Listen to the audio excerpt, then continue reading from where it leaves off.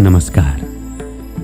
श्रीमद् भगवद गीता महर्षि वेद व्यास जी द्वारा रचित, और इस तरह से ये चौथा अध्याय यहीं पर समाप्त होता है। इस चौथे अध्याय में श्री कृष्ण ने मनुष्यात्मा को त्याग के बारे में बताया है, यानी फल की इच्छा न करने के साथ साथ इसमें शरीर, मन और बुद्धि का समर्पण भी शामिल है।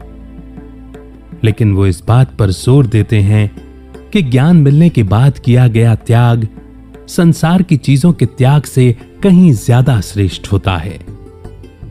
तभी तो श्रीमत कहा गया ना, कि श्रीमत मिली और फिर त्याग किया।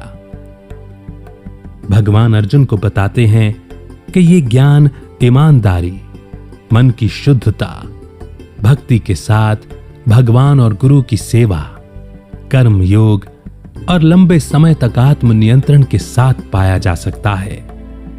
असली ज्ञान आत्मा या कॉन्शियसनेस को जानना है, जो मनुष्य के अंदर होती है। ध्यान को लंबे समय तक करने के बाद ही मनुष्य उस आत्मा या शुद्ध चेतना को अनुभव कर सकता है। इसके लिए मनुष्य को ईश्वर पर अटूट विश्वास होना चाहिए, उसमें संयम और समर्पण होना चाहिए, और दुनिया की चीजों के लिए इंद्रियों का जो लगाव है, उस लगाव को हटाकर अपने अंदर उस आत्म भाव की ओर लगाना चाहिए। उसके बाद ही वो उस परम शांति को पा सकता है। अज्ञानी समझ और ज्ञान की कमी के कारण खुद के साथ साथ दूसरों पर भी शक करते हैं, और इस लोक के साथ साथ परलोक में भी सुख का आनंद नहीं ले पाते। लेकिन जो ज्ञान की समझ के साथ कर्म योग में टिक कर कर्म करता है, उसे दुनिया में किया गया कोई भी कर्म बांध नहीं सकता।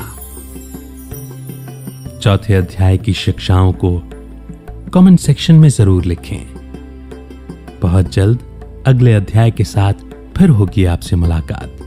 तब तक रखिए अपना बेहतर ख्याल और शिक्षाओं को अमल में लाते रहिए। जय हिंद, जय भारत।